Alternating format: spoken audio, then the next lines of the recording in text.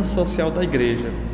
Percebemos que essa doutrina social ela ganha um pouco de relevância a partir das grandes transformações sociais, principalmente a partir da Revolução Industrial no século XVIII, mas nós podemos perceber que a doutrina ela está presente desde no Evangelho, desde os escritos de Jesus das primeiras comunidades cristãs, pois percebemos que a doutrina social da Igreja ela analisa a construção histórica e auxilia a sua capacidade de ler e interpretar a realidade social, possibilitando desse modo a compreensão dos contextos, das mudanças, das permanências e das similaridades que ocorrem nas sociedades e também nas culturas sociais, e culturas também atuais, porque, claro, nós percebemos que a história não dá pulos, mas ela está em constante transformação.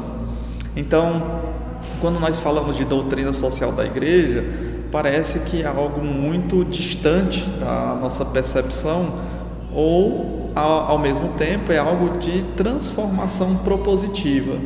E aí nós trazemos aqui essa realidade de fé, que é uma fé histórica, palpada no contexto social que o indivíduo está inserido. E aí nós percebemos que essa fé ela está relacionada à praxis, praxis histórica.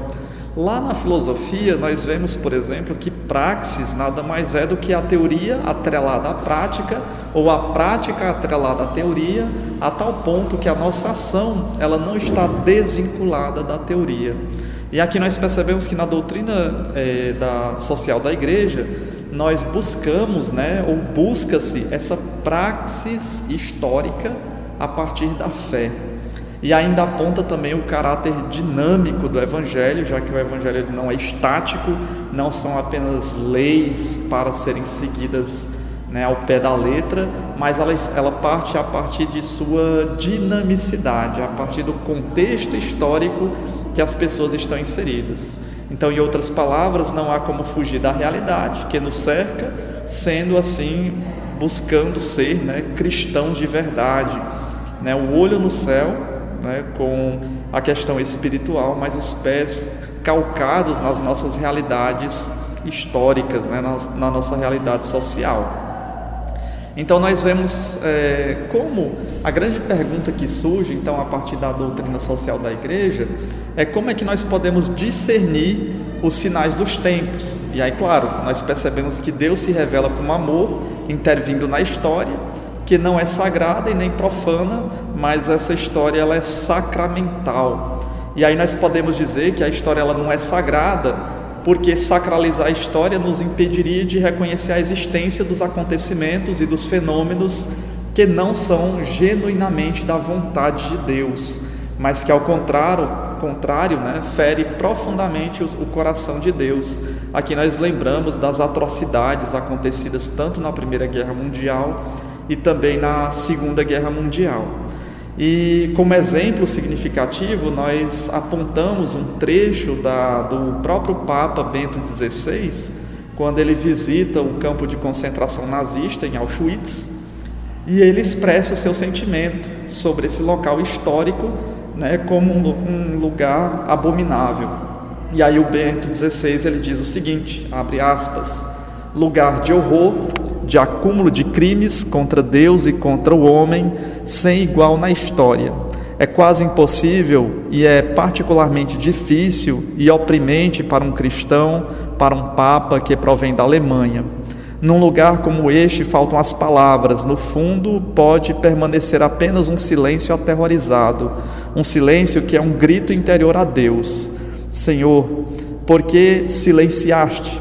Por que toleraste tudo isso? E aí nós percebemos que o Bento XVI, ele finaliza suplicando ao Deus da vida para que jamais permita uma coisa semelhante a essa atrocidade acontecida nos campos nazistas, nos campos de concentração nazista. Considerando isoladamente esse fato, poderíamos dizer que a história é profana e não há nada de Deus nela, se a gente pegar essas grandes atrocidades que o próprio homem cometeu por meio do mau uso da própria liberdade. O conceito de profano considera o espaço, o tempo como homogêneo e neutro, sendo também entendido como indiferente, Sendo assim, podemos dizer que os acontecimentos históricos são meramente neutros, homogêneos, indiferentes? Essa cosmovisão histórica paralisaria qualquer intervenção e compromisso social e nos dispensaria da responsabilidade pela transformação do mundo. Então nós podemos descartar também que a história ela seja totalmente profana, né? Definitivamente seria um contrassenso ao Evangelho de Cristo. Por esse motivo, não podemos dizer que a história é profana. É necessário superar a visão de que existem duas histórias antagônicas, uma sagrada e uma história profana. E aí, claro, nós podemos concluir que há, na verdade, uma única história marcada por essa ambiguidade humana e é cheia de paradoxos. É exatamente nessa história que Deus se revela, marcando a sua presença, caminhando conosco, de modo ora evidente, ora sutil e imperceptível aos nossos olhos. E aqui nós trazemos uma passagem, né, uma reflexão do Queiruga, 1999, página 61, que ele fala que a fé bíblica não é invenção de laboratório, mas nasce da vida humana real, concreta e contraditória, e sua dimensão salvífica passa pelo devir, pela mudança, né? Pela mudança histórica. Então, partimos dessa perspectiva de entender os sinais dos tempos, caracterizando a história como sagrada e também profana, né?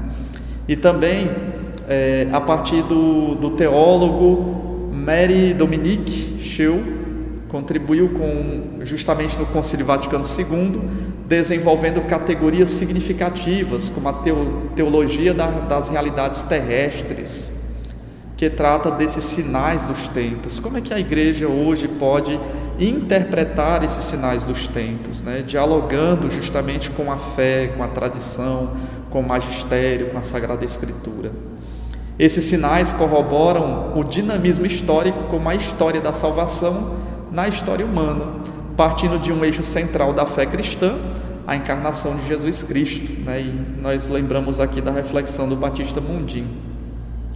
Para ele, tais sinais são, de fato, quando os significados dos acontecimentos e fenômenos não são colocados de modo justaposto, mas sim encarnados na realidade histórica. Ou seja, a leitura evangélica dos acontecimentos não é autêntica quando abstrai a realidade terrestre para espiritualizar esses acontecimentos.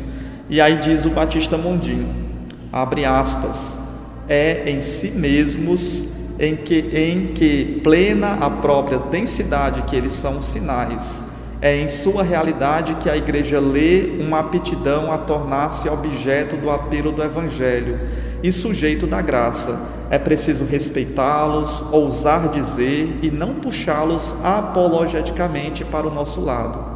É preciso ouvi-los segundo as suas leis, sem uma sobrenaturalização prematura que imediatamente se transforma em mistificação. E a partir dessa perspectiva do Batista Mundim, nós percebemos a perspectiva do magistério da igreja.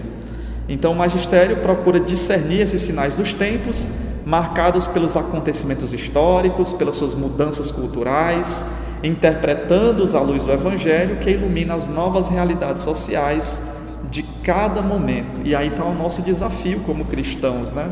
Que é justamente saber ler esses sinais dos tempos. Implica identificar na história dos povos e também nas culturas elementos que sobre o cultivo da fé, que abraça toda a criatura e aponta o seu devir, aponta a sua transformação. E assim nós percebemos um pouco, né, do que seja o papel do cristão em interpretar e entender essas mudanças, essas transformações sociais, transformações culturais. Então percebemos que a doutrina social da igreja ela não é um apêndice do Evangelho, mas justamente constitui um elemento integrante e indispensável para a fé. Olhar os sinais dos tempos, as problemáticas sociais, as desigualdades sociais, as fragilidades do ser humano a partir do seu contexto, da sua cultura, as suas percepções e visões de mundo, também as suas fortalezas e alegrias, e interpretar esses sinais dos tempos a partir da luz do Evangelho. E aqui nós partimos, num segundo momento, para entendermos os antecedentes históricos da doutrina social da Igreja, já que falar em questão social, em desigualdades sociais, em problemáticas sociais, nos parece algo muito contemporâneo, né? Talvez ali depois do século XVIII, com a Revolução Industrial, com a formação do capitalismo, nós temos essa dinamicidade de uma busca, de uma resposta frente aos problemas sociais. Mas percebemos que nem sempre foi assim, né? Que desde a fundação, né, desde o cristianismo primitivo, nós temos o contexto histórico, social e político, né, o qual sempre envolve e implicou a vida de um povo, a sua dignidade humana, o seu bem comum. Também se apresenta como uma questão pertinente à Igreja, né, desde os primeiros apóstolos. E percebemos a pessoa do próprio Jesus, né? Jesus não se esquivou dos dilemas sociais da sua época. Tanto nós podemos perceber nas bem-aventuranças, né, em Mateus 5, Lucas 6 também, Mateus 5 de 1 a 12 e Lucas 6 de 20 a 23, quanto também nos ai de vós, que nós encontramos lá em Mateus 23, de 13 a 22 e Lucas 11, de 39 a 48, 52. Aqui nós percebemos que Jesus vincula a importância da coerência religiosa, parte espiritual, mas também social. As primeiras comunidades cristãs assimilaram desde o início a questão social como uma dimensão intrínseca pertinente ao Evangelho. A Igreja testemunhou sua doutrina social com as obras, e sobre estas não faltaram reflexões doutrinais por parte dos padres da Igreja, que nos mais variados momentos históricos buscavam fazer a leitura da situação social numa ótica cristã e, nessa perspectiva, propor uma solução aos problemas que se apresentavam, né? E também nós encontramos lá na Idade Média, os grandes doutores da Idade Média, como Tomás de Aquino, pontuam também a questão da justiça, né? E essas questões sociais. E aqui nós podemos colocar a figura também do São João Crisóstomo. Ele nasce em 349 e falece em 407 depois de Cristo. Ele é conhecido por boca de ouro, justamente porque ele incomodava muito a partir de suas pregações. E nós percebemos que no seu trabalho pastoral ele se dirigiu à formação do clero e à vida social como um todo, provocando por vezes fortes atritos ao denunciar a incoerência na vivência da fé. E durante o episcopado, né, ele se torna bispo. Temos tanto as lideranças religiosas quanto civis se encontravam entregues à ambição e à avareza, diferente muito também das realidades que nós podemos encontrar, né, em diversos momentos históricos, inclusive também nos dias atuais. E percebemos que o bispo São João Crisóstomo, ele exigia justamente integridade, simplicidade evangélica para a autenticidade de sua vocação e missão. E também, em muitas homilias, ele pregava com veemência em favor de uma vida social coerente com o Evangelho, né, com a vivência ali de Cristo e dos apóstolos também. E nós temos aqui um fragmento, né, um comentário ao Evangelho de Mateus, que o João Crisóstomo faz, onde ele exortava o povo a honrar o corpo de Cristo, que passa fome e se encontra nu entre os pobres. E aí abre aspas, o que é que o Crisóstomo diz? Ele diz o seguinte: tu vais participar da Eucaristia? Então não humilhes o teu irmão, não desprezes o faminto, que tu fazes memória de Cristo e desprezas o pobre? Tu não ficas horrorizado? Bebeste o sangue do Senhor e não reconheceste o teu irmão? Ainda que tenhas desconhecido antes, deves reconhecê-lo nesta mesa. Tu que recebestes o pão da vida, não faças obra de morte. Também, nesse contexto histórico-social de Constantinopla, onde o Crisóstomo viveu, predominava o clima de ambição política, injustiça, corrupção moral. E aí, por causa de seu profético testemunho e das suas palavras, ele sofreu hostilidades por parte de muitas lideranças, embora tivesse o apreço e o respeito da maioria do povo. Falava também de forma contundente contra o abuso da riqueza e de propriedades pessoais. Parece que não está muito distante, né, da nossa realidade que nós encontramos, justamente porque o ser humano é movido pelo aspecto de querer sempre mais, né, o desejo de posse, movidos pelo egoísmo. E aqui eu lembrei da célebre citação do Santo Agostinho, que ele diz que nada mais o pecado é do que o apego de si mesmo até o desprezo de Deus. E o próprio Jesus diz que devemos amar o próximo, né? E quem é o nosso próximo? Se todo o nosso próximo e todos os seres humanos são criados à imagem e semelhança de Deus, nós percebemos que o nosso próximo, né, é a imagem e semelhança do Criador. Então o Crisóstomo diz o seguinte, abre aspas: tu que revestes tua cama de prata e de ouro, o teu cavalo, se te pedirem conta e explicação de tanta riqueza, que razão chegarás? Quando tu já estiverdes morto, as pessoas que passarem diante do teu palácio, vendo o tamanho e o luxo, dirão ao seu vizinho: ao preço de quantas lágrimas foi edificado este palácio? De quantos órfãos deixados nus? De quantas viúvas injustiçadas? De quantos operários expoliados de seu salário? Sim, nem morto escaparás das acusações. E o Crisóstomo, ele foi perseguido, né? A sua postura, as suas palavras tiveram como consequência uma perseguição por parte tanto da corte, como tanto do clero também, de outros bispos e padres, em especial da imperatriz, a imperatriz Eudóxia, que liderou a sua condenação ao exílio por 2 vezes, sendo que foi na segunda dessas condenações que ele veio a falecer no ano de 407.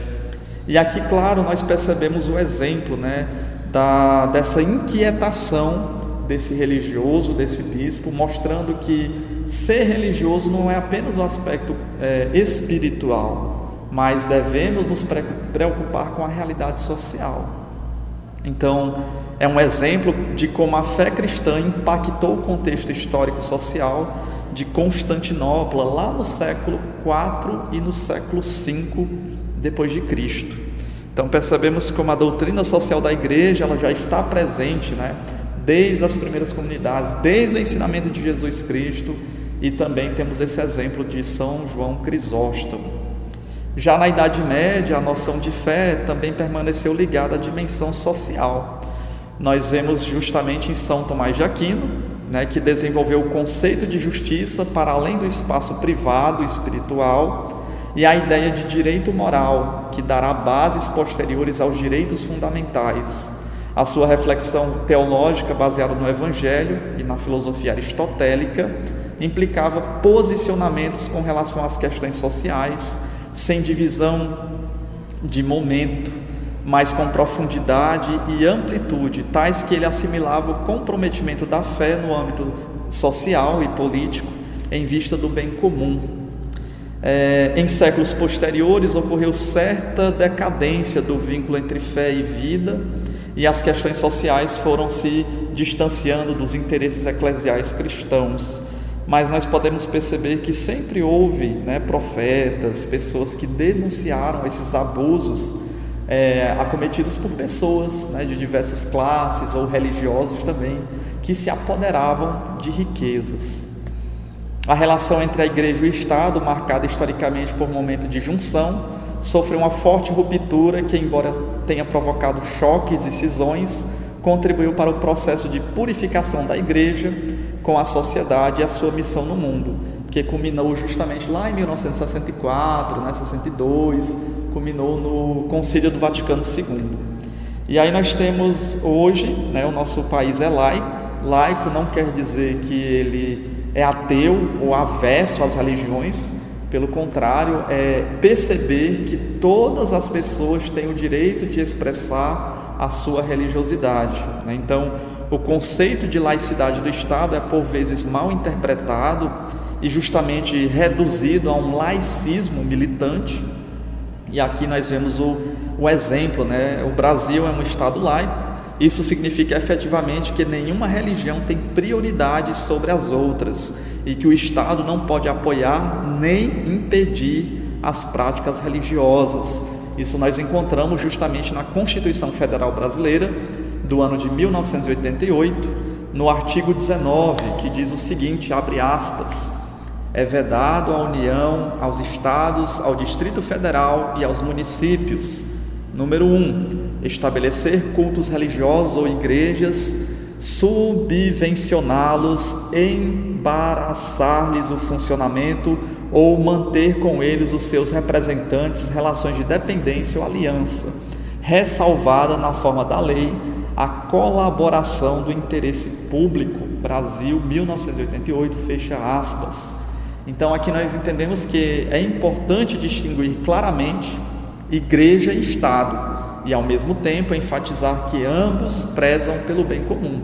Tanto o Estado quer que a sociedade desenvolva, né, em prol do bem comum, e também a igreja, né? A igreja ela preza pelo bem comum. Isso melhora o entendimento sobre a atuação de cada uma dessas entidades no contexto político-social e como elas influenciam seus direitos e deveres. Então nós percebemos os antecedentes da doutrina social da igreja e agora nós iremos ver também como é que a sociedade foi marcada por profundas, né, transformações políticas, sociais, econômicas e também qual o posicionamento da igreja, né, como uma instituição milenar que passou por diversas mudanças, atualizações, e percebemos a presença viva do Evangelho, né, e como aqui o magistério, o Evangelho, o magistério e a doutrina da igreja, né, vão se posicionando no tempo.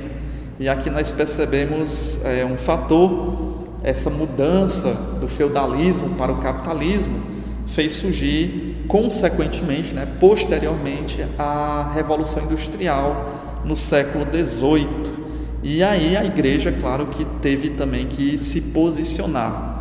Então a Revolução Industrial, iniciada na Inglaterra, justamente marcou o século XVIII, caracterizado por grandes mudanças tecnológicas na área dos transportes, maquinários, que aceleraram os sistemas de produção e implantaram um novo método de divisão social do trabalho, né? Então, se na idade medieval nós tínhamos os servos, que não havia muita mobilidade social, né? Quem nascesse servo muito dificilmente se tornaria um rei.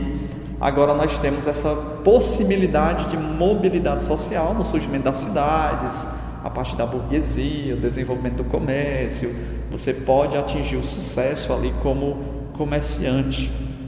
Então nós temos aqui um ponto trazido pelo Marx, Beirute e Faria, 2005, página 27, que eles dizem o seguinte: esta revolução completou a transição do feudalismo ao capitalismo, pois significou o momento final do processo de expropriação dos produtores diretos. Esses autores ainda também colocam que, abre aspas, o modo de produção capitalista pode ser caracterizado pela introdução da maquinofatura e pelas relações sociais de produção assalariadas. Tais relações passaram a predominar a partir do momento em que houve a separação definitiva entre capital e trabalho, reflexo direto da industrialização. Percebemos que os britânicos, né, eles foram os pioneiros da Revolução Industrial na Inglaterra, por alguns fatores geográficos. Que tipos de fatores geográficos foram esses, né? Nós podemos enfatizar as terras, que continham grandes reservas de carvão mineral e minério de ferro, ambos matéria-prima utilizados nos novos maquinários, nas locomotivas a vapor e outros que favoreciam a produção e o crescimento das indústrias. Havia também uma grande massa de trabalhadores à procura de emprego, portanto, uma vasta mão de obra disponível para trabalhar nas fábricas. Só porque essas fábricas elas não davam as mesmas condições de trabalho que nós temos hoje. Eram condições muito mais precárias, mais difíceis. As máquinas a vapor revolucionaram o modo de produzir. Elas passaram a substituir o ser humano em algumas atividades, gerando alto índice de desemprego. E aqui também, nesse período, surgem movimentos contra essas máquinas, como os ludistas, né? São empregados que na madrugada eles invadem algumas fábricas, quebram todas as máquinas, porque as máquinas estão substituindo o trabalho humano. E ao mesmo tempo exigiram outro tipo de mão de obra para operar as máquinas. Hoje nós temos, por exemplo, empregos que estão deixando de existir, né? Basta imaginarmos os bancos como eram cheios de funcionários na década de 90, e hoje nós temos os aplicativos nos celulares que reduziram drasticamente o número de funcionários. Sem contar, claro, que agora também se exige um novo tipo de profissional, que é o profissional digital, que vai justamente dominar as tecnologias digitais para melhorar esses aplicativos, né? Então, nós temos nesse período a necessidade de pessoas que saibam operar as máquinas, saibam consertar as máquinas e saibam produzir novas máquinas, né? Máquinas que tragam cada vez mais melhorias.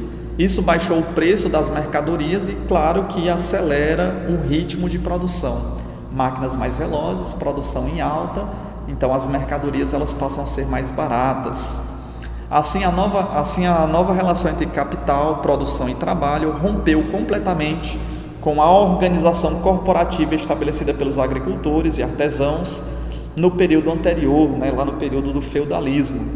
Nesse novo cenário paradoxal, ao mesmo tempo em que se aumentava a produtividade do trabalho, podia-se observar um extraordinário crescimento das fileiras do proletariado, submetido a dramáticas condições de vida, né? Então, se aumenta a produção, mas o desemprego está em alta, é necessário sobreviver, né? As pessoas que saem do campo para a cidade, elas vão sobreviver, e é necessário, né, se alimentar, se vestir, e a sua vida está ali condicionada a horas exaustivas de trabalho.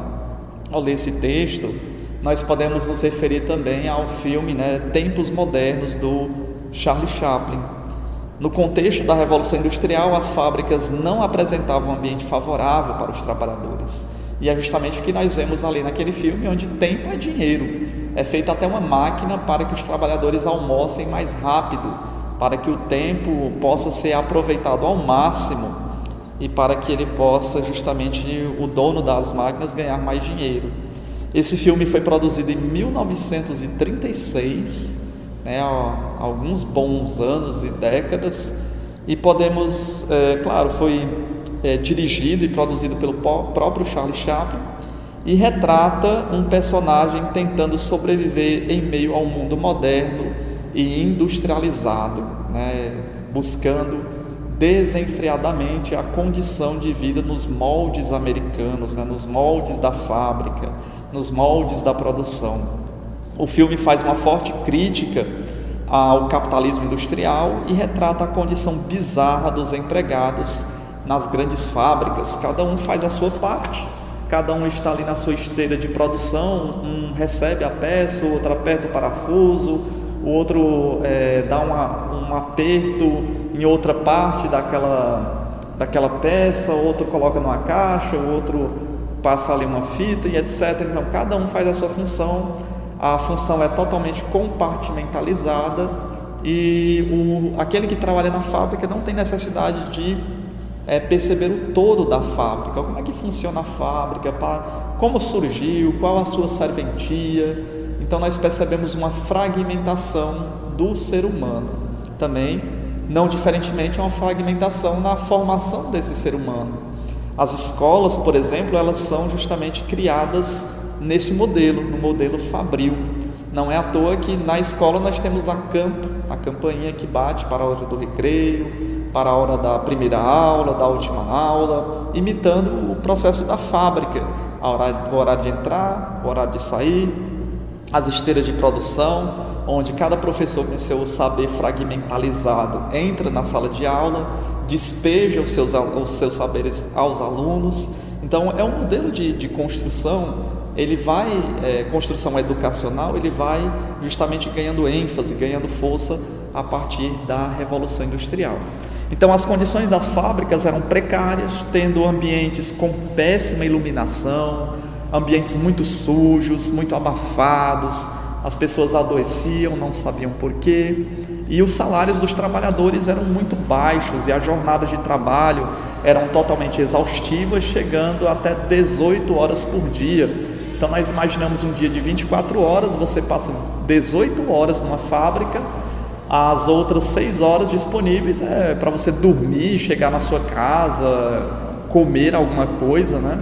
Então você vive toda a sua vida trabalhando nessas fábricas.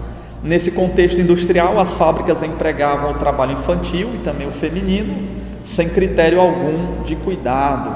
E nós percebemos que era comum acontecer de mulheres grávidas trabalharem até o último dia, até o dia do parto mesmo, elas estavam trabalhando. Também crianças que poderiam perder algum dedo, algum braço, alguma mão, alguma perna nas engrenagens das fábricas, elas eram substituídas por outras crianças que estavam ali desempregadas. Não se tinha essa valorização do ser humano. O novo sistema de mecanização se estendeu a vários setores, desde a área têxtil até a metalurgia, os transportes, inclusive a agricultura, tomando ainda outros setores da economia. E esse cenário inaugurou na Inglaterra, começou a se expandir para outros países da Europa e posteriormente para outros continentes, como a consequência dos avanços tecnológicos. Nós não tínhamos também os questionamentos que fazemos hoje, poderiam até surgir, mas eles eram abafados pelo clima social da época. O clima social estava ali em desenvolvimento das fábricas, né? O ser humano estava voltado para o desenvolvimento industrial acelerado. Paradoxalmente, um número restrito de pessoas usufruía economicamente dos lucros obtidos nas fábricas, né? Quem ganhava de verdade o lucro eram os donos das fábricas e também os investidores de capital, aqueles que investiam ali nas fábricas. E um grande número de pessoas que trabalhavam nelas, né, os trabalhadores, como assalariados, empenhavam-se exaustivamente na produção das mercadorias, sem ter acesso à participação nos lucros e privados de direitos trabalhistas. Não tinha as condições salariais, né, a carteira de trabalho, a necessidade ou a porta para poder se aposentar. Não se tinha essas questões, né? Nem as questões não existiam nessa época, né? Então não se tinha esses benefícios trazidos para os trabalhadores. Então assim, o modelo de produção estabelecido pela burguesia industrial gerava a multiplicação do seu capital à custa da exploração de uma grande massa de assalariados. As pessoas trabalhavam 18 horas por dia, péssimas condições, o crescimento do lucro era enorme, né? A produção era enorme, a venda era enorme, mas quem se beneficiava com isso era o dono da fábrica, desencadeando uma série de descontentamentos sociais que, consequentemente, exigiriam uma resposta urgente de cunho ético e moral. Aqui, claro, nós sempre nas aulas de história, sociologia, outras áreas de conhecimento, nós percebemos, houve, claro, aqueles que se incomodaram, se sensibilizaram, lançaram outras teorias de desenvolvimento para além do capitalismo, colocando essa questão social a partir do socialismo, a partir do comunismo, como nós podemos ver, questão do Feuerbach, do Marx, do Engels, dentre outros pensadores.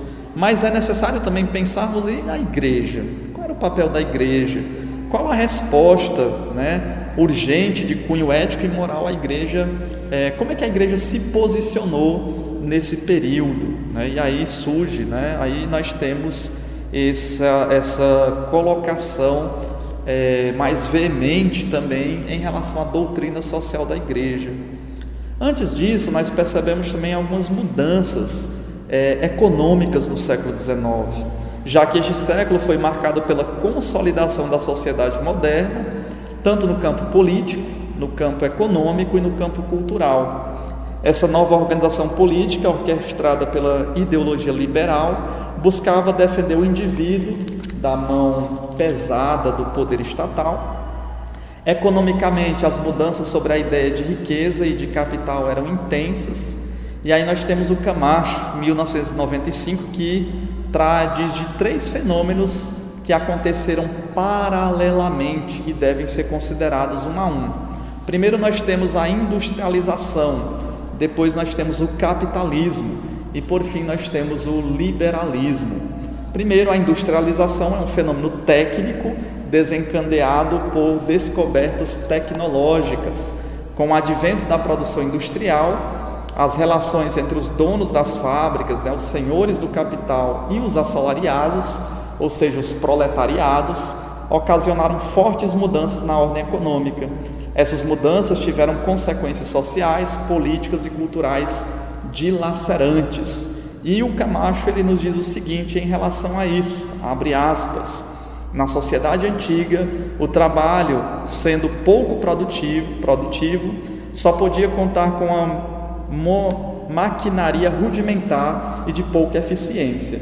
Permitia obter apenas os produtos elementares para a subsistência, limitar-se a explorar os recursos naturais sem nenhuma possibilidade de transformá-los. À medida que o trabalho cresce em produtividade, essa exploração dos recursos naturais pode ser levada a cabo com uma parte proporcionalmente cada vez menor da população trabalhadora, dedicando o resto à transformação ulterior desses recursos. Então esse período apresentava um ritmo acelerado de produção, de crescimento do capital e consequentemente do lucro econômico dos donos das fábricas, o que nos leva a refletir sobre o segundo dos fenômenos mencionados anteriormente. Nós temos a fábrica em aceleração com o técnico, com a técnica, com a arte do fazer, com a fábrica, com as indústrias, e aí nós temos o nascimento do capitalismo. E temos que fazer essa ressalva, Quando se fala de capital, não se fala de riqueza equitativa. O antigo sistema feudal, por exemplo, também tinha os ricos aristocratas. Então a novidade do capitalismo não são as riquezas, mas sim a ideia de o capital gerar mais capital, mais lucro, mais produtividade. E, claro, os seres humanos viverem em torno dessa busca pelo capital, do lucro, do capital produzindo capital.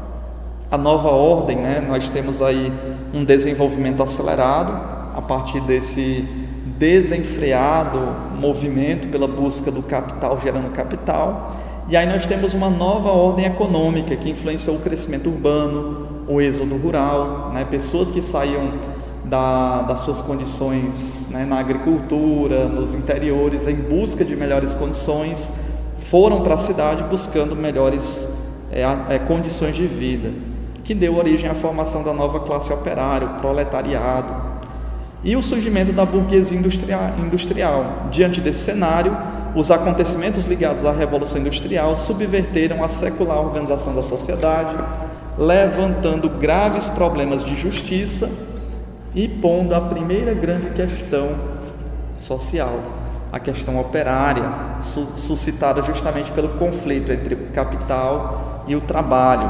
Onde é que nós encontramos isso? Nós encontramos na própria doutrina social da Igreja. Então nós vemos que ela vai trazer essa perspectiva a partir de um olhar para aqueles que estão sofrendo as injustiças sociais, que no caso são os proletários, o proletariado. Houve então um rompimento com a rigidez estabelecida pelos sistemas medievais concentrados nos âmbitos rurais, o que possibilitou o surgimento de novo sistema de vida com o crescimento das cidades, a burguesia urbana e os intercâmbios comerciais.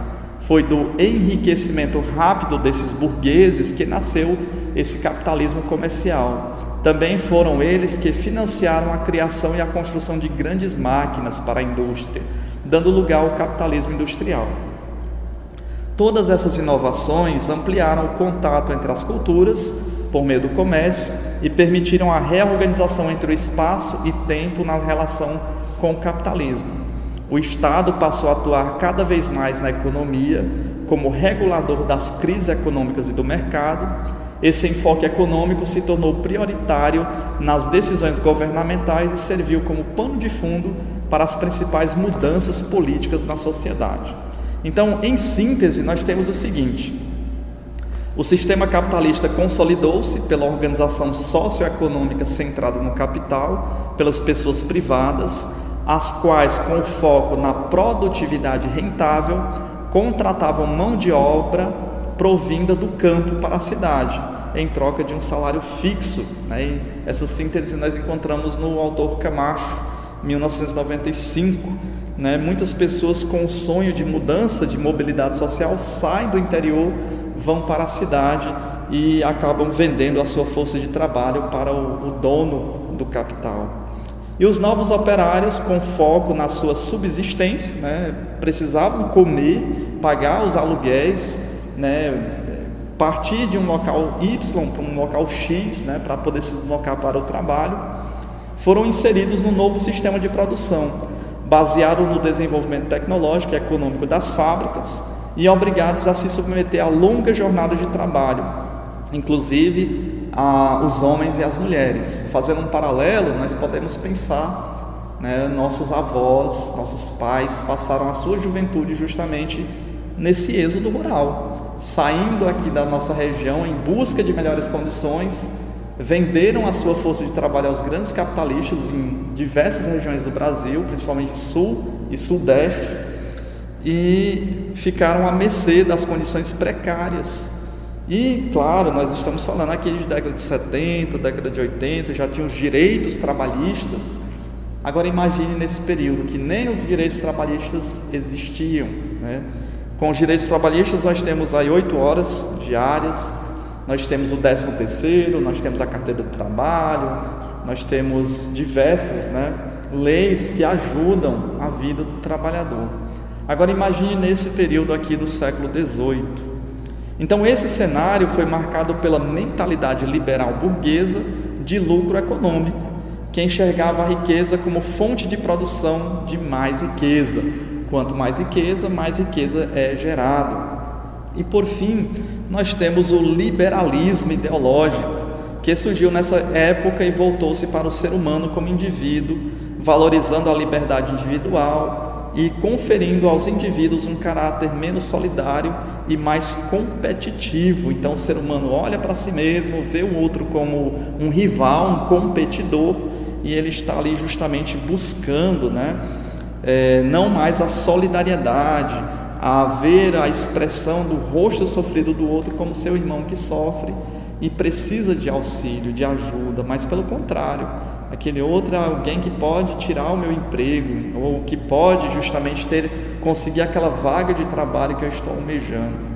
Então, nós temos mais uma citação de Camacho, 1995, página 38, que elucida essa questão. Ele diz o seguinte, abre aspas, serve para exemplificar essa mudança da solidariedade para a insolidariedade, a imagem diferente que o pobre tem em um mundo e no outro.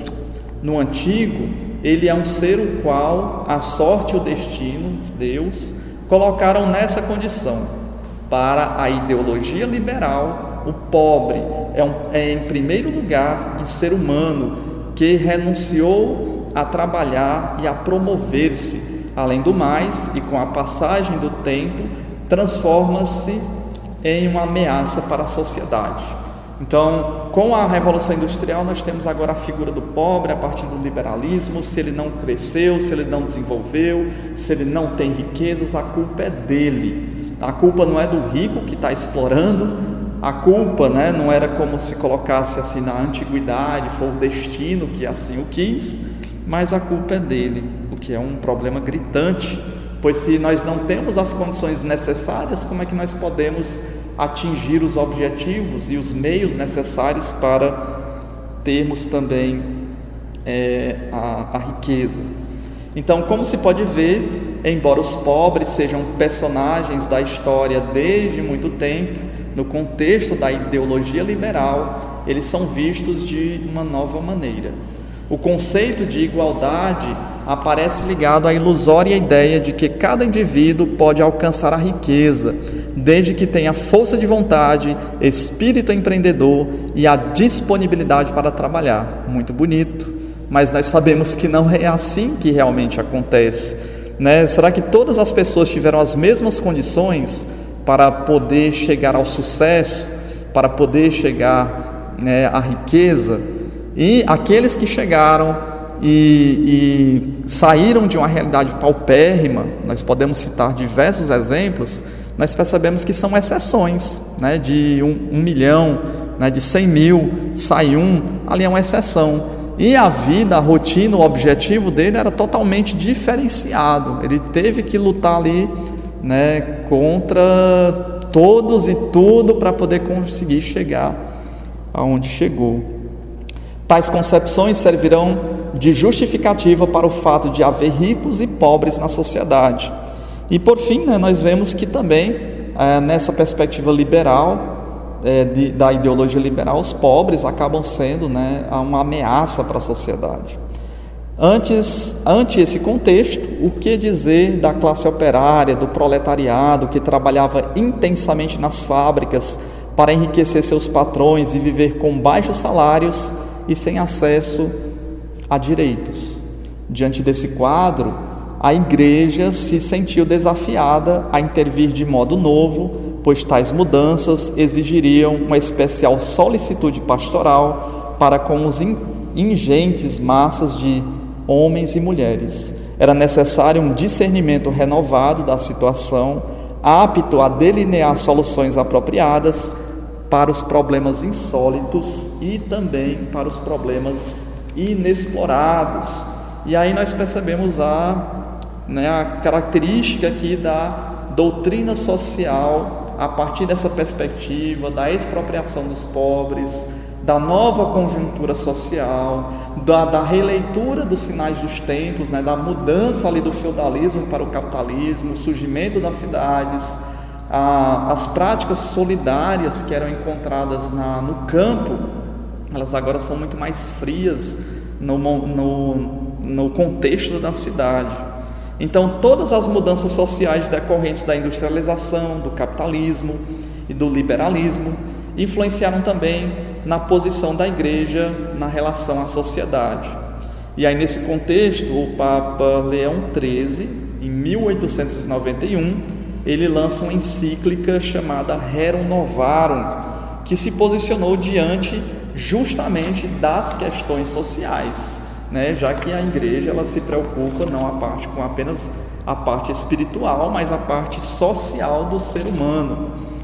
Ela deu início a um novo caminho, inserindo-se numa tradição plurissecular, assinalou um novo início e um desenvolvimento substancial do ensinamento eclesial justamente no campo social.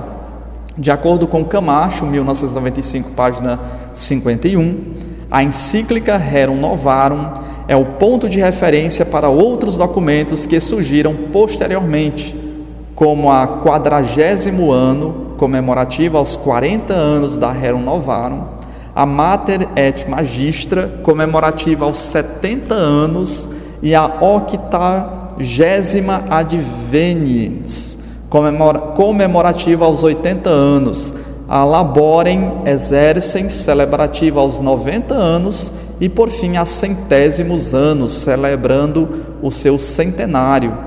A solicitude social da igreja não teve início somente a partir da Rerum Novarum, pois, como afirma o compêndio da doutrina social da igreja, esta jamais desinteressou-se das questões sociais. Abre aspas. Em sua contínua atenção ao ser humano na sociedade, a igreja acumulou ao longo do tempo um rico patrimônio doutrinal. Fecha aspas. Doutrina Social da Igreja, o compêndio da Doutrina Social da Igreja, número 87. E com o Papa Leão XIII, a Igreja procurou, já nessa primeira encíclica social, colocar-se efetivamente em favor dos mais atingidos pela industrialização e pela ideologia liberal, ou seja, os operários. E aí vamos ver aqui uma parte, né, da Rerum Novarum, que diz o seguinte, abre aspas: em todo caso, estamos persuadidos, todos concordam nisto, de que é necessário, com medidas prontas e eficazes, vir em auxílio dos homens das situações de infortúnio e de miséria imerecida. O século passado destruiu, sem a substituir por coisa alguma, as corporações antigas, que eram para eles uma proteção. Os princípios e o sentimento religioso desapareceram das leis e das instituições públicas, e assim, pouco a pouco, os trabalhadores, isolados e sem defesa, têm se visto, com o decorrer do tempo, entregues à mercê de senhores desumanos e à cobiça de uma concorrência desenfreada. Rerum Novarum, número 2, fecha aspas. Então, após 3 décadas no pontificado de Pio XI, surgiu um novo panorama social marcado por certa crise do capitalismo liberal. O estabelecimento do socialismo em alguns países e a ascensão de totalitarismos nacionais até desembarcar na Segunda Guerra Mundial. É por essa razão que o magistério da Igreja, por meio da encíclica 40º ano, posicionou-se contra a ditadura capitalista e os regimes socialistas, condenando tanto o nazismo, na Mitbrennen Sorge, quanto o comunismo, na Divini Redemptoris, que são 2 encíclicas, A Mitbrennen Sorge, com ardente preocupação, é uma carta encíclica do Papa Pio XI, de 1937, que condena o nacional-socialismo e o racismo. Já a encíclica foi publicada dia antes da Divini Redemptoris, uma condenação similar ao comunismo na Rússia. Mitbrennen Sorge é considerado o primeiro documento público de um chefe de Estado europeu a criticar o nazismo. Foi justamente Pio XII quem estabeleceu de modo mais propositivo as bases de uma nova ordem social, cujas decisões governamentais deveriam ser pautadas em princípios morais inspirados no respeito à dignidade humana. Tal contribuição influenciou toda a doutrina social da Igreja após o Concílio Vaticano II, que procurou se empenhar num compromisso mais criativo de transformação social.